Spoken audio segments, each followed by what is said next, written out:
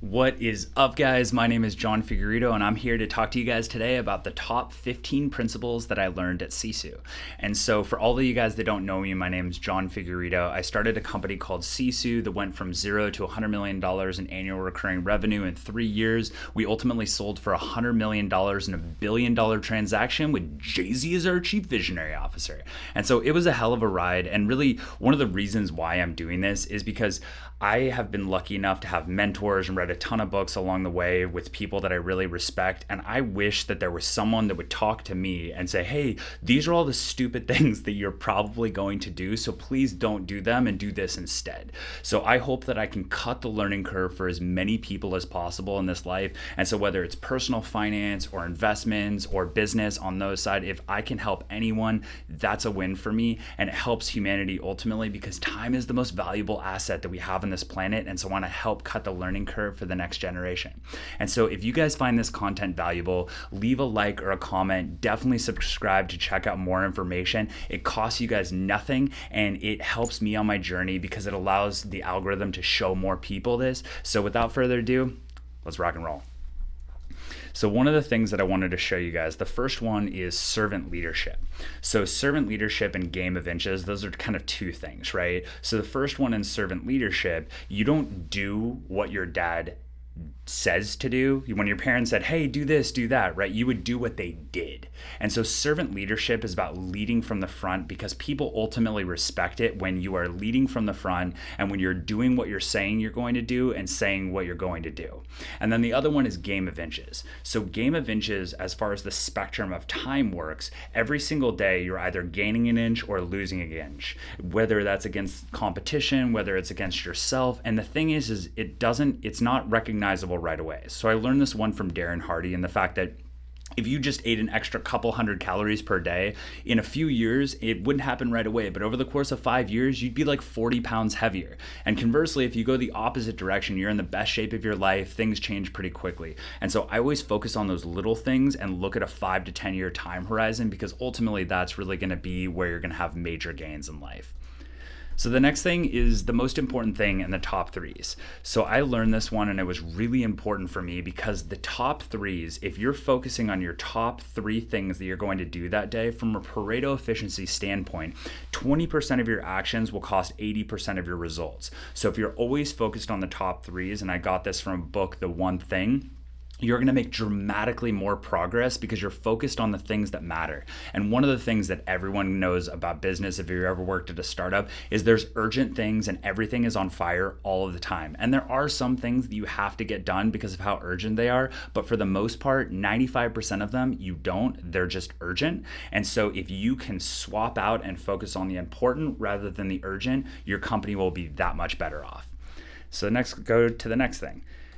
And if we look at meritocracy and a sense of fair, so this one's really important for me. And I know that we don't live in a fair world. I'm acutely aware that we do not live in a fair world. And more than anything in life, I wish I could tell you my whole story so you kind of know it, but I've seen an unfair world and I've seen more instances of fair companies. And when a company has a meritocratic environment, it creates and optimizes how well people can perform. Because if someone has to start 400 meters behind the starting line and try and win in a race, that's going to be an impossible task and it's really defeating. And so I want to create a meritocratic environment to where I don't care if people's ideas come from the top, the bottom, the side, the middle. As long as they are good ideas, people are rewarded in that ecosystem. And by doing that, you're going to create a more fair and prosperous world. And the more we can focus on meritocracies in every aspect of society, especially in business, you're going to get better outcomes from people. You're going to get the best out of what they can ultimately be. And then it ultimately helps everyone in their life along the way. And another one is beachheading and focus. So beachheading and focus is interesting because if you look at warfare, let's say you have 10,000 troops on your side and you have 20,000 troops on the other side. So if they have the high ground, you are not going to be able to beat them because it's 2-1, right? They're just going to take you guys down. And so if you look at how companies work, they beachhead through entrenched players.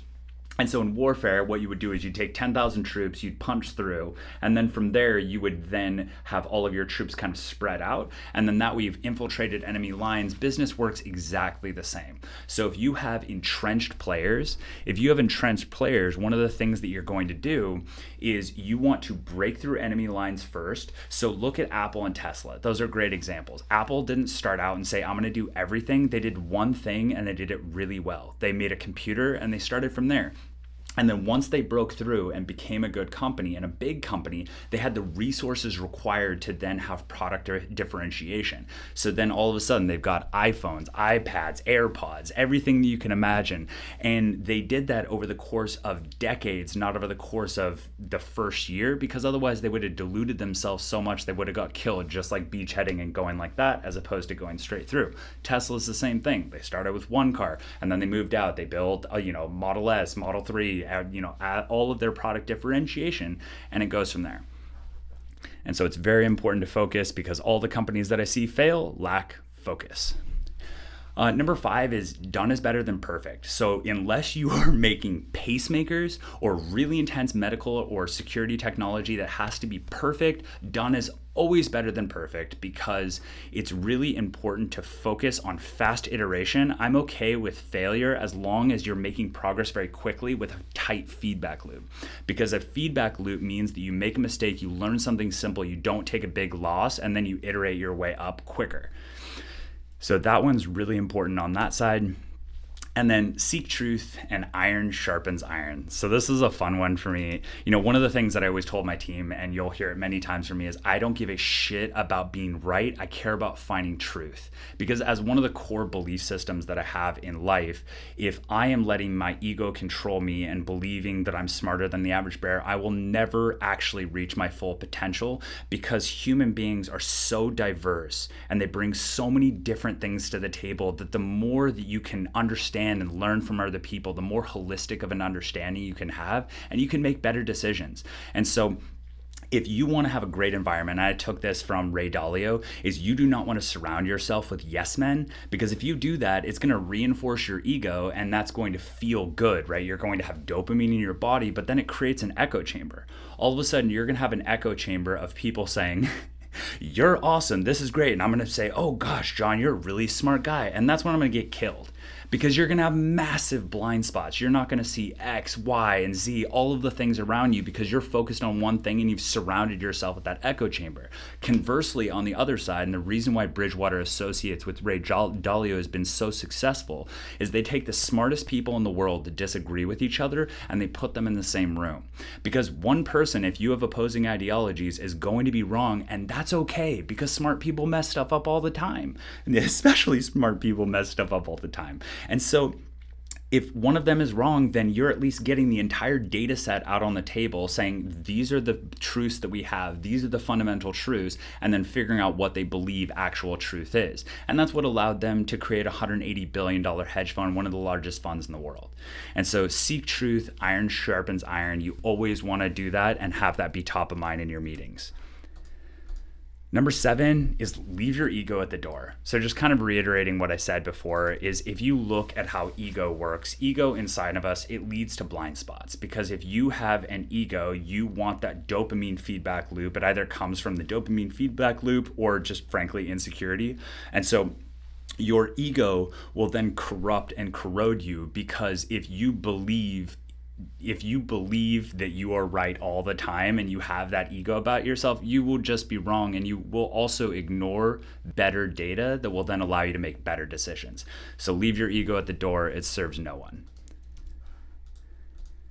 Number 8 is frugality. So frugality is really important because it is the lifeblood of what runs through a company. It is literally in the veins of a company. So if you run out of money, you run out of blood. You are done. The game is over. And that's why you have to manage every single dollar like your life depends on it, because your business life does. And so just like time is the most valuable asset that I have on this planet as a person, money is the most valuable asset that I have in the company, because I need that in order to be able to pay for everything, to pay for talent, to build the products, to have the fixed overhead, to all of those things. And so you have to follow it and you have to preserve that capital and use it in the right way and take smart bets along the way. I'll talk about that more after. But frugality is very important in a company. And then number 9 is Pareto efficiency. So Pareto efficiency, I touched on it before, is always focusing on the 20% that is going to give you 80% of your results. And the reason why that's important is because if you focus on the other 80%, you're not going to have nearly as much impact. It's just straight math, right? So you got 20% creates 80% of the impact. So I want to do those 20% of the things in the top 3, ideally every single day, do that to the absolute best of my ability, and then taking the remaining utils that you have with that energy and trying to get as much as you can done. And then focusing on the top 3 the next day and moving from there. And that's important because you're gonna have things that are gonna shut off. It's infinite. When you're in a company, there's always an infinite backlog that you can never get out from under. And as long as you're focusing on the right things and not focusing on urgency, just focusing on what needs to be done and what's most important, you're gonna make better decisions. You're gonna make more productivity happen on a daily basis, and it cascades through your entire company for them to then make better decisions along the way. So number 10 is mitigate risk. So mitigating risk is really important because if you are not mitigating risk, you have the ability for your dream to get taken away from you. And you can never know all of the things, but if you read a book called Black Swan, it's by Nassim Taleb, really interesting guy, kind of an egomaniac, but I try to take the best parts out of people and you go from there. Anyways, he has an interesting concept of black swans, and you're always going to have existential threats, whether it's recessions or anything along there. The only thing that we can focus on are the things that we can control, but it's always important to know the existential threats that are in your business. So I literally had a list at SISU of the top 5 existential threats that could have got me at any given moment, and I talked about it. I said, these are the things that could happen. I'm not sitting there worrying about it every day, but if I get blindsided by something, that is an unacceptable outcome for me. I want to know what my existential threats are, and if they come in, I know what they're happening, I know what's happening, and then I have solutions that are already set in place to then adapt to that situation. And so there are future videos I'll make about that, but that was really important. And number 11 is be like water to find solutions. So this one's really funny because I'd always have people at the company and they would come to me and be like, oh, well, I tried this and this and it didn't work. So, and my kind of rebuttal to that would be, okay, so snow hits the top of a mountain, right? Mountaintop, snow. And then summer comes and water finds its way all the way to the ocean. There could be any snag that it's going to hit and it's going to make its way to the ocean. And so if you tried options A, B, and C, there are all the other letters in the alphabet. And then once you get done with them, you've got AA, AB, AC. So you can go forever on this stuff, and you need to be like water to find solutions because there are a million permutations to get where you want to go, and you have to be creative to work your way through that. Number 12 is extreme ownership. So one of the things that we had at SISU in meetings, and this is tough, is this might be a trigger warning for people, so just bear with me. It's very easy to throw stones. It's very difficult to put your hands in the air and actually get it done. So people, when things are going either right or wrong at a company, they're always going to have their opinions, and they're going to say, hey, this needs to happen, this needs to happen. And then if it doesn't, they're like, well, I told you so. And you're like, okay. So the rule that we made is that with our executive team, if you had something that was really important, you had to be in that meeting and throw your hands in the air. Throw your hands in the air and say, John, I'm doing this right now. I'm throwing my hands in the air. We need to look at this. And then I would say, okay, so you're going to need to take it end to end, and I'm going to do whatever it's going to take to get it done. So if there's an existential threat, we would throw resources at it. We would figure out how to help them along the way. But it is one of those instances where it is not acceptable for me as a company to have opinions being drawn and then afterwards have that happen and be like, play the I told you so game. That is never conducive for anyone. And so what you want to do is you want to throw your hands up in the air, have people guide you towards those solutions, and then ultimately you succeed and you fail by your own merit. But you need to have the courage to be able to do that in a company, and that starts from the top all the way down. And mistakes are okay. But if you just let something pass when you know it's big and you're not throwing your hands up, that's a really important key principle that we had. The other one is never assume. So, every single time that I made an assumption, I fail. Whether I was an engineer at a tech startup or whether I was at SISU, every single time I was like, oh, that's definitely the way it's going to be. Wrong. So wrong. Because life happens. That is just one of the things that happens in life, and you just have to go for it. So never assume. Always think of multiple permutations of what could happen, and then you will have less expectations and you'll have more permutations, so you'll handle situations better. Another one is one way versus revolving doors. So this one I learned from Jeff Bezos. I called it something different for a while. I called it gradient versus binary decisions, but really there's two kinds of decisions that you're going to make at a company. So one is a one-way door, right? You are going through that door and you cannot come back through. So those are major changes in your company. If you had a major pivot to where you did in your business, let's say I went from making cars to like baby bottles, right? That is absurd, but you get what I'm saying. It's just such a big pivot. You can't really go back from that. Or making like a major price change, making a huge price change with enterprise clients is very difficult to walk back, especially if you drop prices. Taking prices back up, very difficult to do. And then number two is going to be revolving doors. So revolving doors are what most decisions are. 95% of decisions, maybe 99% of decisions are revolving doors. And everyone always thinks that revolving doors are one-way doors and vice versa. They'll say, this thing we absolutely can't go back through. And you have to be honest with yourself and say, really? Because you can 100% go back through that. And when you define something as a revolving door, which is your job as an executive or as a leader of the business to do, when it is a revolving door, you move fast. You move fast, you iterate quickly, you go as fast as possible, because your iterative feedback loop is gonna be so quick that you're gonna make way faster progress than the average person. I'm okay having a 10% mistake rate if I'm going at 5x the speed. Because if you're doing that, then you're just that much faster and you're learning that much more quickly. And then number two is a one-way door, right? If you have a one-way door, you move slow. You go through that decision, you figure out every single permutation before you make that decision, because once you do, everything changes. And so those are things that are not taken lightly, and there's lots of controls in place to get there. So really important on that side. And then last but not least is the best predictor that I've ever found for business and people is self-interest. And people, by their very nature, we are self-interested creatures, right? We are, because we're built to survive. We have a reptilian part of our brain that's sole purpose is to give us cortisol or dopamine based on everything that's happening around us, and then ultimately to survive or die.